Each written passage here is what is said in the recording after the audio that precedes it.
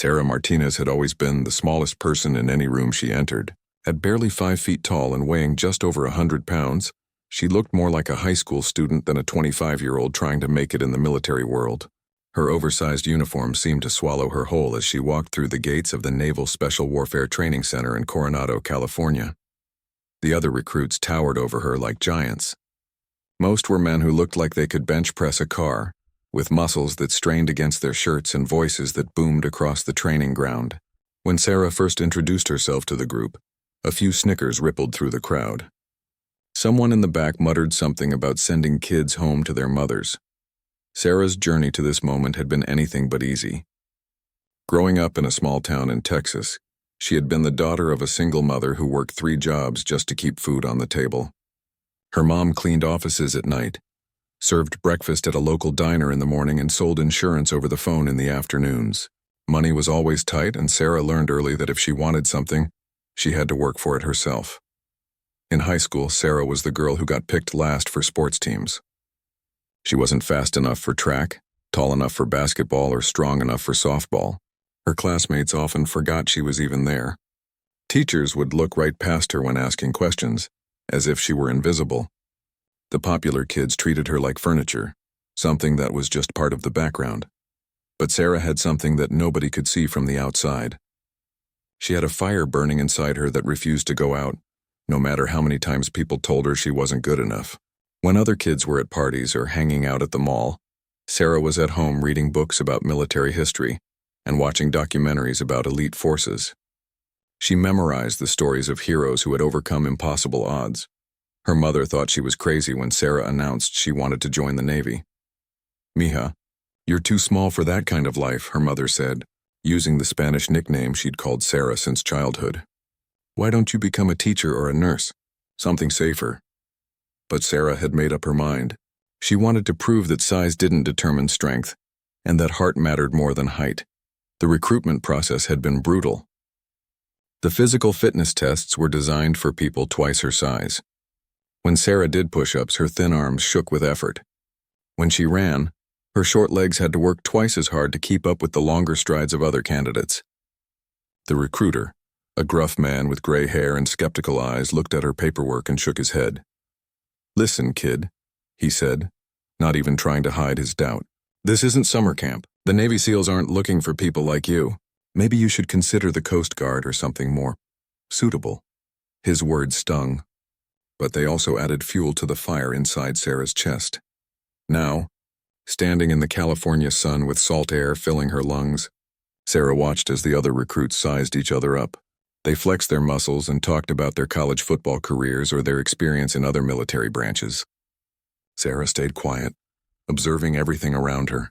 She noticed which guys seemed nervous despite their tough talk, and which ones had the quiet confidence of people who had already proven themselves. The training instructor, a man with arms like tree trunks and a voice that could shatter glass, lined everyone up for their first orientation. His name was Chief Petty Officer Rodriguez, and he had the kind of presence that made everyone stand a little straighter. His dark eyes moved down the line of recruits like a scanner, taking in every detail. When his gaze landed on Sarah, it lingered for a moment longer than the others. She could practically hear the question mark forming in his head. What was this tiny woman doing here among these giants? She kept her chin up and her eyes forward, refusing to show even a hint of the doubt that occasionally crept into her own mind during quiet moments. Chief Rodriguez began his speech about what the next few months would bring. He talked about pain, exhaustion, and mental challenges that would break most people. He explained that only a small percentage of the people standing there would make it to the end. As he spoke, Sarah felt some of the men around her shifting uncomfortably, already second-guessing their decision to be there. But Sarah felt something different. Instead of fear, she felt excitement. This was her chance to prove that everyone who had ever doubted her was wrong.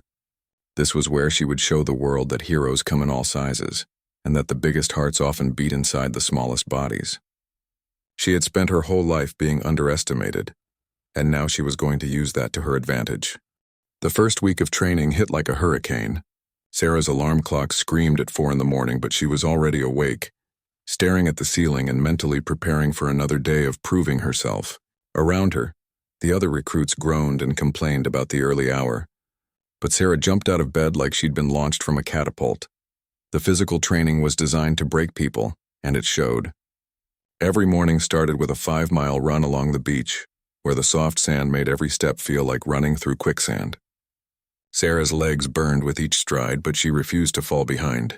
When the bigger recruits' longer legs gave them a natural advantage, she made up for it with determination that bordered on obsession. During push-up competitions, Sarah could hear the snickers from some of the men. "Look at the little girl trying to keep up," one of them whispered to his buddy, loud enough for her to hear. Instead of getting angry, Sarah used their doubt as motivation. When everyone else stopped at the required 50 push-ups, she kept going to 60, then 70. Her arms felt like they were on fire, but she pushed through the pain with a smile on her face. The obstacle courses were where Sarah's size became both a challenge and an advantage. Climbing over tall walls meant she had to work twice as hard to reach the top, often needing multiple attempts while others sailed over easily. But crawling under barbed wire and squeezing through tight spaces were natural for her. While larger recruits got stuck or scraped up badly, Sarah moved through like water, finding its way around rocks. Marcus Thompson, a former college linebacker who stood 6'4" and weighed 230 pounds, became Sarah's unofficial rival. He wasn't mean-spirited, but he clearly thought Sarah didn't belong there. During rest breaks, he would make comments about how the standards were being lowered to accommodate people who had no business being there. His friends would nod along, casting glances in Sarah's direction. "I'm just saying," Marcus said during one lunch break, speaking loudly enough for half the cafeteria to hear.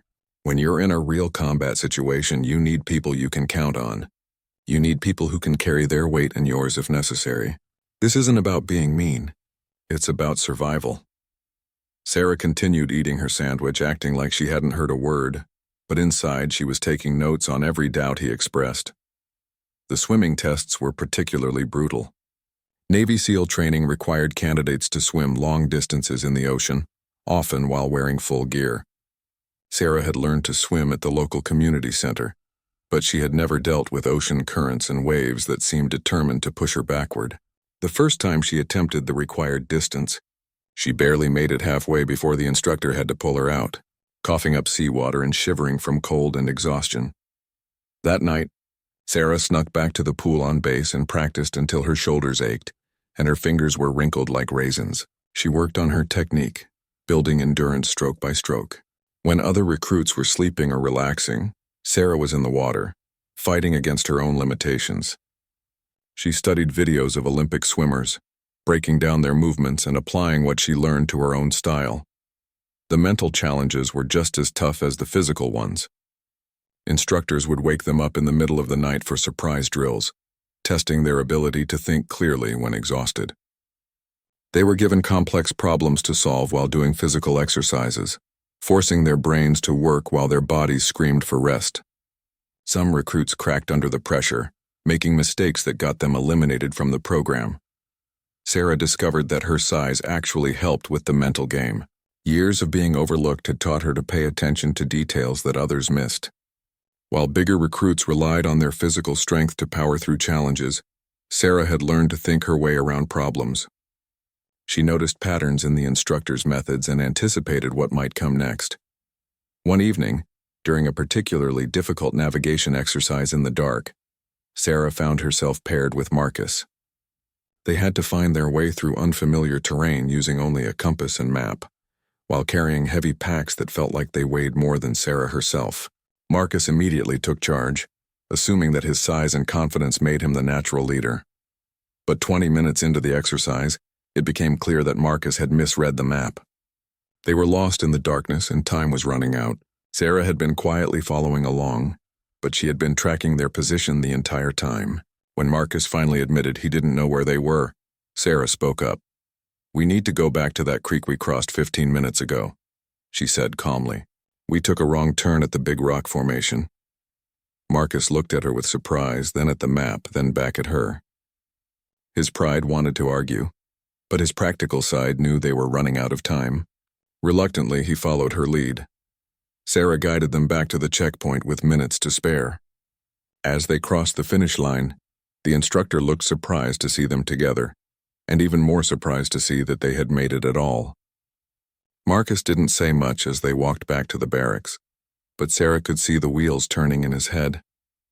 For the first time, one of the doubters had seen what she was really capable of.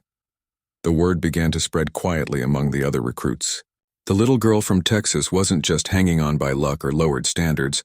She was earning her place through pure determination and smarts. Some of the men started to show her a grudging respect while others doubled down on their skepticism. But Sarah didn't care about either group. She was focused on proving something to herself, and every day brought her one step closer to that goal. 3 months into training, the real test began. Hell Week arrived like a storm that had been building on the horizon, and everyone knew it would separate the serious candidates from those who were just testing their limits. For 5 days and 5 nights, the recruits would get less than 4 hours of sleep total while enduring the most physically and mentally demanding challenges the instructors could devise. Sarah had prepared for this week like her life depended on it, because in many ways it did. This was where most people quit, where the instructors pushed everyone past their breaking point to see who would keep going when every logical part of their brain screamed at them to stop. She had read every account she could find of previous Hell Weeks, studying the experiences of those who succeeded and those who rang the bell to quit. The week started with a midnight wake-up call that sounded like a bomb going off. Instructors stormed through the barracks with bullhorns and flashing lights, shouting orders that seemed to contradict each other. Within minutes, everyone was outside in the cold California air, shivering in their underwear while being hosed down with freezing water. The shock took Sarah's breath away, but she forced herself to stay focused on the task at hand. The first challenge was a 10-mile beach run carrying telephone poles that weighed more than Sarah did. Teams of 6 people had to work together to carry the massive wooden logs through soft sand, while instructors ran alongside them, shouting criticism and encouragement in equal measure. Sarah's team initially struggled because they couldn't figure out how to use her effectively. She was too short to reach the pole when everyone else carried it at shoulder height. But Sarah had an idea. "Let me get in the middle," she called out over the sound of waves and shouting instructors. "I can support from underneath while you guys carry the main weight." It was an unconventional solution, but it worked. Sarah positioned herself under the pole, using her shoulders and back to help distribute the weight while the taller team members maintained the primary grip. Her position was more painful, with the rough wood digging into her shoulders, but it allowed the team to move faster and more efficiently. By the second day, exhaustion was setting in for everyone. Sarah's eyes burned from lack of sleep, and her muscles felt like they were made of concrete. During a break that lasted all of 10 minutes, she watched as 3 more recruits walked over to the brass bell that sat ominously in the center of the compound. Ringing that bell meant the end of their dreams, but also the end of their suffering. Sarah understood the temptation.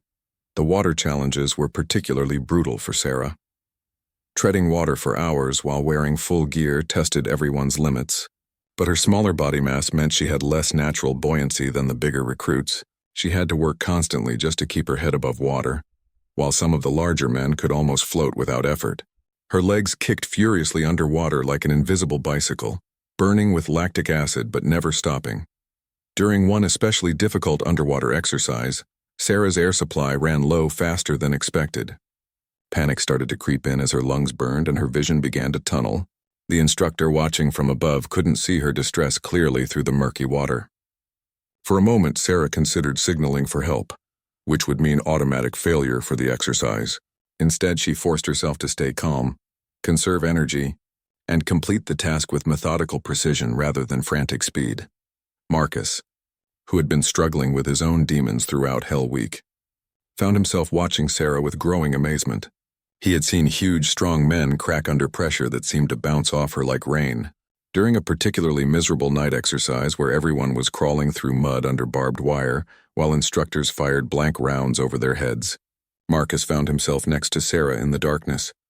"How are you still going?" he whispered through gritted teeth as they inched forward through the cold, sticky mud. Sarah was covered head to toe in dirt, her face streaked with camouflage paint and exhaustion, but her eyes still held that fierce determination that had carried her this far. "I've been proving people wrong my whole life," she whispered back, pausing to catch her breath. "I'm not about to stop now." Marcus nodded in the darkness, beginning to understand that there was something special about this small woman who refused to quit when men twice her size were falling. A part at the 4th night brought the legendary Surfi, Torture, where recruits had to sit in the freezing Pacific Ocean while waves crashed over them for hours. The cold was so intense it felt like knives cutting through skin, and hypothermia was a real danger. Sarah's smaller body lost heat faster than the others, and she could feel her core temperature dropping to dangerous levels. Her teeth chattered so violently she was afraid they might break. But she had learned something important about herself over the past few months. Physical discomfort was temporary, but quitting was forever. She focused on her breathing, on the rhythm of the waves, on anything except the cold that was trying to convince her body to give up. When instructors finally called them out of the water, Sarah's legs were so numb she could barely stand, but she was still there. On the final day of Hell Week, only half the original group remained. Sarah looked around at the exhausted faces of her fellow survivors and realized she had earned something that couldn't be taken away from her. These people had seen her at her worst and watched her keep going anyway. The doubts and whispers from the beginning of training seemed like they had happened to someone else. Commander James Mitchell, the SEAL officer who oversaw the entire training program, walked among the survivors with an expression that revealed nothing. His reputation was legendary among the recruits. He had served multiple tours in Afghanistan and Iraq, led some of the most dangerous missions in recent military history, and had a Medal of Honor to prove his courage under fire. When he stopped in front of Sarah, she tried to read his face but found it impossible. "Martinez," he said, his voice carrying the authority of someone used to making life-and-death decisions. "Follow me." Sarah's heart sank, assuming she was about to be told that surviving Hell Week wasn't enough, that there were other reasons she couldn't continue. As she followed the commander toward his office, she prepared herself for disappointment while also feeling proud of how far she had come. Commander Mitchell's office was spartanly decorated with military commendations, unit patches, and a single photograph of his SEAL team from his deployment days. Sarah stood at attention, her uniform still damp with sweat and salt water from the final Hell Week exercises.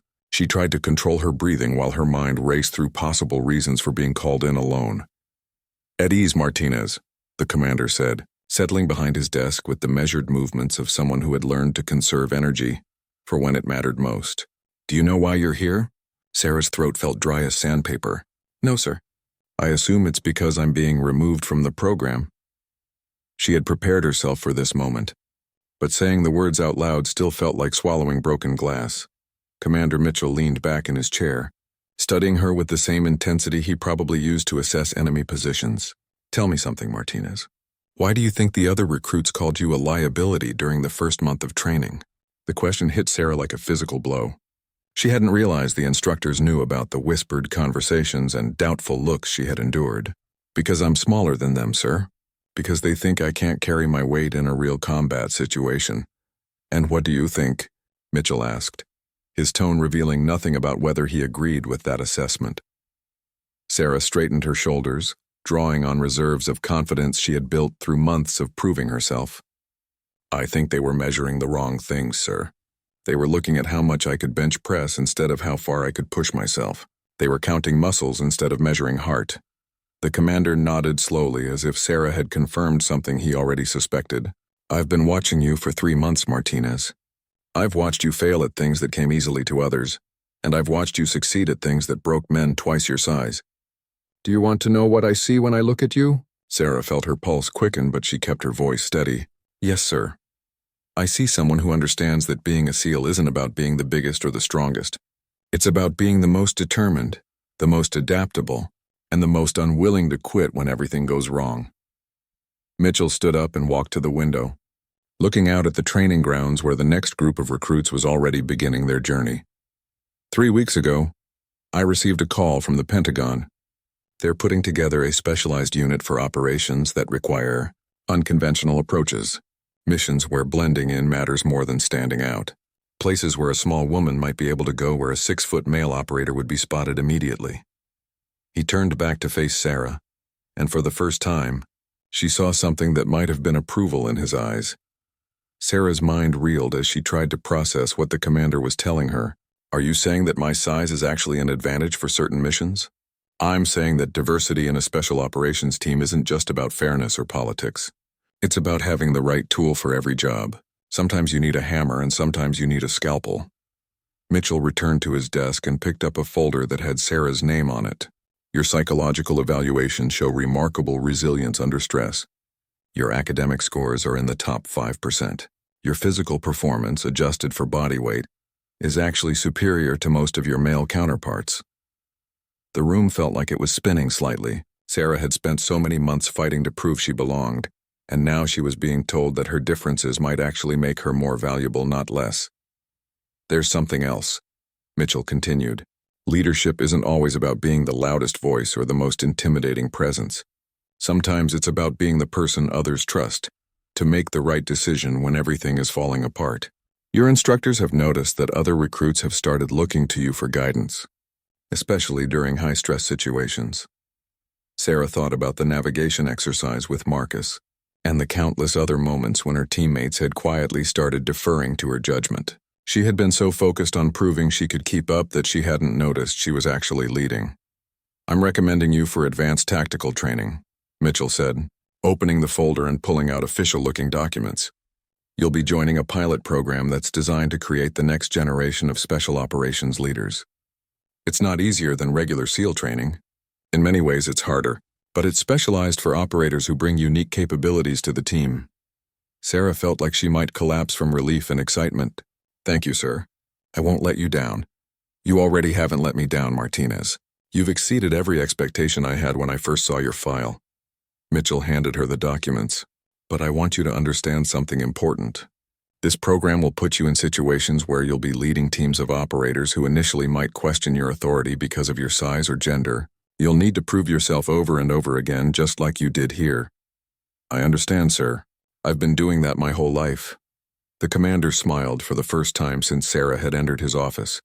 I know you have, and that's exactly why I know you'll succeed. He stood up, signaling that the meeting was coming to an end. You report to the advanced training facility next Monday. Between now and then, I suggest you call your mother and tell her that her daughter is about to become one of the most elite operators in the United States military. As Sarah walked out of the office, her mind was buzzing with excitement and disbelief. She thought about all the people who had doubted her, from her high school classmates to the recruiter, who had tried to steer her toward the Coast Guard. She thought about Marcus and the other recruits who had questioned whether she belonged in their world. But mostly, she thought about her mother, working 3 jobs back in Texas, who had raised a daughter strong enough to prove that heroes really do come in all sizes. Sarah couldn't wait to make that phone call and hear the pride in her mother's voice when she learned that the little girl everyone had underestimated was about to become something extraordinary. 6 months later, Sarah found herself in a place she had never imagined when she first walked through those training gates. The advanced tactical facility was a world apart from basic SEAL training, designed for operators who would handle the most sensitive and complex missions in the military's arsenal. The other members of her new unit were hand-picked from various elite forces, each bringing specialized skills that made them valuable for unconventional warfare. Sarah's first assignment as a team leader came during a simulated hostage rescue in an urban environment that had been constructed to look like a Middle Eastern city. The scenario involved extracting a high-value target from a building surrounded by hostile forces, with civilian populations in the immediate area. Traditional approaches involving overwhelming force would result in too much collateral damage. Her team consisted of 4 seasoned operators, all of whom had initially been skeptical about taking orders from someone who looked like she should be checking IDs at a college bar, rather than planning military operations. Staff Sergeant Rodriguez, a veteran with 8 years of special operations experience, had made his doubts clear during their first briefing. No disrespect, ma'am, he had said, emphasizing the title in a way that suggested he wasn't entirely comfortable using it. But this kind of operation requires split-second decisions that could mean life or death for American hostages. Are you sure you're ready for that level of responsibility? Sarah had looked around the room at the 4 men who would be trusting her with their lives, and she understood their concerns completely. She would have felt the same way in their position. But she also knew that doubt was a luxury they couldn't afford once the mission began. Sergeant Rodriguez, I appreciate your honesty, she had replied, keeping her voice level and professional. You're absolutely right that this mission requires perfect execution. That's why I need to know that each of you can follow orders without hesitation. even when those orders come from someone who doesn't fit your expectations of what a leader should look like. The simulated mission began at dawn, with Sarah's team infiltrating the target building through a route she had identified during hours of studying architectural plans and surveillance footage. Her approach was different from what the men were used to. Instead of relying on speed and overwhelming force, Sarah had developed a plan that used misdirection and psychological pressure to confuse the enemy. While the opposing force expected a traditional assault from the main entrances, Sarah led her team through maintenance tunnels and service corridors that larger operators might not have been able to navigate. Her small size allowed her to scout ahead through spaces that would have been impossible for her teammates. Gathering real-time intelligence about enemy positions and civilian locations, the breakthrough moment came when they encountered an unexpected complication. The hostage had been moved to a different floor, and there were more enemy combatants than anticipated. Sarah's original plan would no longer work, and they had seconds to adapt before their presence was discovered. Instead of panicking or reverting to a standard assault protocol, Sarah made a decision that surprised everyone, including herself. She ordered her team to create a diversion on the opposite side of the building, while she went after the hostage alone, using ventilation shafts and utility spaces that only she could access. Martinez, "That's not the plan," Rodriguez whispered urgently into his radio. "You'll be completely on your own in there." "Trust me," Sarah replied, already moving toward the narrow access panel she had identified. Sometimes the best weapon is being underestimated. What happened next became legendary among the training instructors. Sarah navigated through the building's infrastructure like she had been born in those spaces, reaching the hostage room without alerting a single guard. When she emerged from a ceiling vent behind the captors, they were so shocked to see a small woman dropping into their midst that they hesitated for a crucial second. That hesitation was all Sarah needed to neutralize the threat and secure the hostage. Her team arrived to find the mission completed with 0 casualties and minimal noise. The opposing force later admitted they had never seen anything like Sarah's approach, and that her unconventional tactics had completely bypassed their defensive preparations. Rodriguez was the first to approach her after the exercise ended. "Ma'am, I owe you an apology," he said, and Sarah could hear genuine respect in his voice for the first time. "I was wrong about you. That was some of the finest tactical thinking I've ever seen." The other team members nodded in agreement, and Sarah felt a shift in their dynamics that went beyond mere acceptance. They weren't just tolerating her leadership anymore. They were actively believing in it. Word of Sarah's innovative approach spread quickly through the special operations community. Other unit commanders began requesting briefings on her tactics, and military strategists started incorporating her methods into training programs for urban warfare. Sarah found herself invited to speak at conferences where colonels and generals listened intently to insights from someone who would have been laughed out of most rooms just a year earlier. But the real validation came during a meeting with Commander Mitchell, who had been following Sarah's progress with keen interest. "Martinez, I have an opportunity for you," he said, sliding a classified folder across his desk. "There's a real-world situation that requires exactly the kind of unconventional thinking you've been developing." Sarah opened the folder and felt her breath catch. Inside were intelligence reports about an international hostage situation involving American citizens held in a location where traditional military intervention would be impossible. The mission would require someone who could blend in, think creatively under pressure, and lead a team in hostile territory with no backup. "You're being considered for operational command," Mitchell continued. "This would make you one of the youngest officers ever to lead this type of mission, and certainly the first woman. Are you interested?" Sarah looked at the mission details, understanding that this was the moment everything had been building toward. All the doubts, all the laughter, all the times people had told her she wasn't big enough or strong enough, had led to this opportunity to prove that courage and intelligence mattered more than size and conventional expectations. "Yes, sir," she said without hesitation. "I'm ready." As she left Mitchell's office with the classified folder under her arm, Sarah thought about how far she had traveled from that first day when everyone had looked at her like she was a lost child. Now she was about to lead a mission that could save lives and serve her country in ways she had only dreamed about. The girl they had laughed at was about to show the world what real leadership looked like. 2 years after Sarah had first walked through those training gates as the smallest recruit anyone had ever seen, she stood in the Pentagon briefing room facing a panel of the highest-ranking military officials in the country. The mission she had led 6 months earlier had been declassified enough for her to receive formal recognition, and the story had become a case study in how unconventional thinking could achieve results that traditional approaches could not.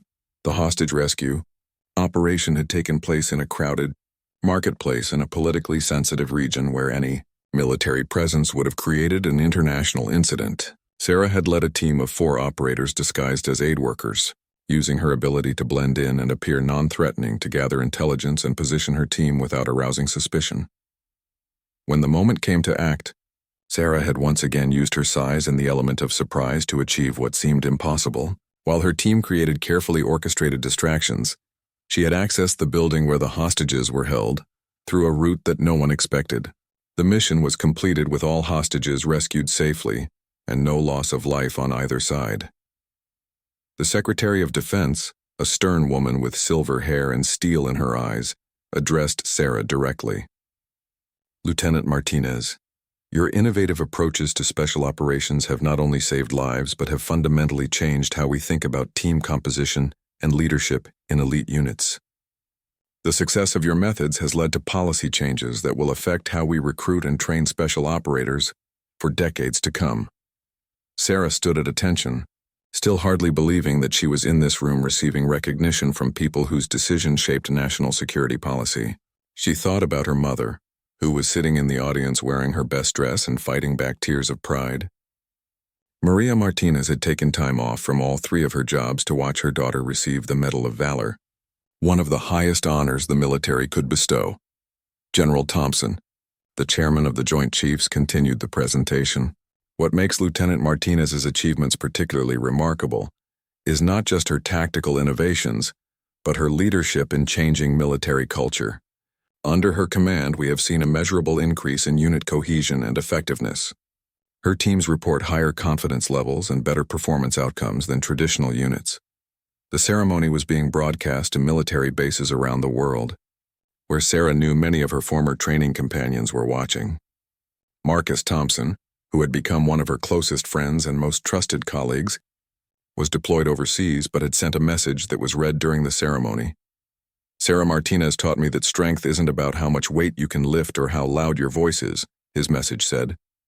"Real strength is about how much doubt you can overcome and how many people you can inspire to be better than they thought possible." She made all of us better operators and better people. After the formal ceremony, Sarah found herself surrounded by young military personnel who wanted to meet the woman whose story had become inspiration for a new generation of service members. Among them was a young female recruit who looked nervous but determined. "Ma'am, I'm about to start SEAL training next month," the recruit said, her voice shaky with excitement and anxiety. "Everyone keeps telling me I'm too small, just like they told you. Do you have any advice?"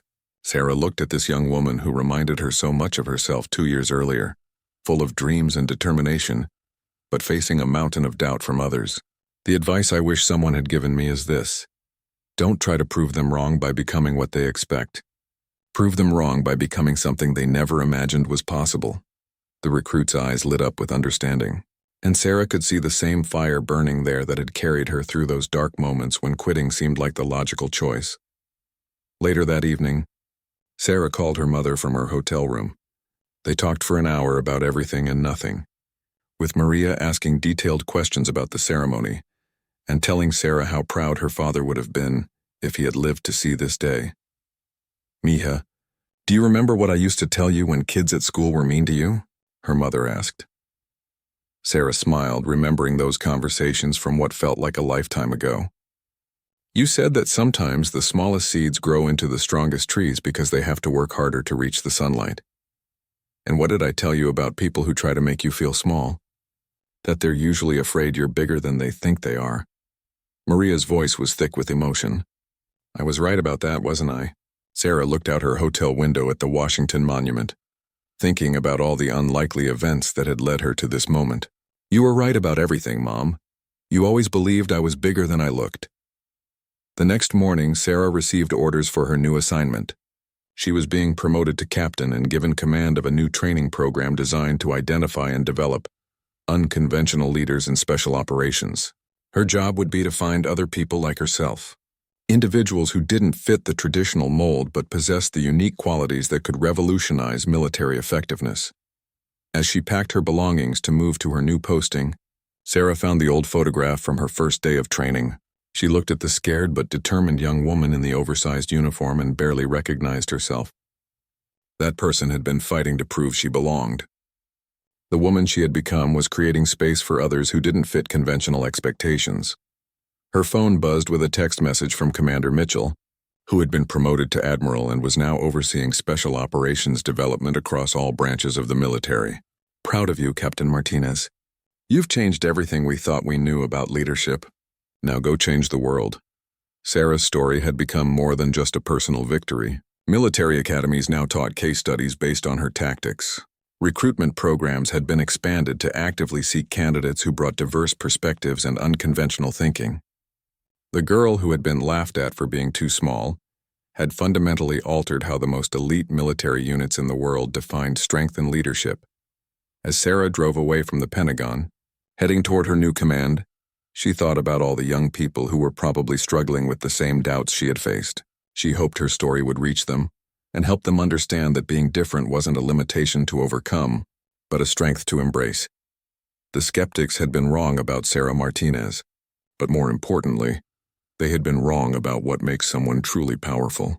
Size, volume, and traditional intimidation tactics had their place, but vision, determination, and the ability to inspire others to exceed their own expectations were the qualities that actually changed the world. Years later, when military historians looked back on this period, they would mark Sarah's rise as a turning point in how elite forces approached recruitment, training, and leadership development. But for Sarah, the real victory wasn't in changing institutions or earning medals.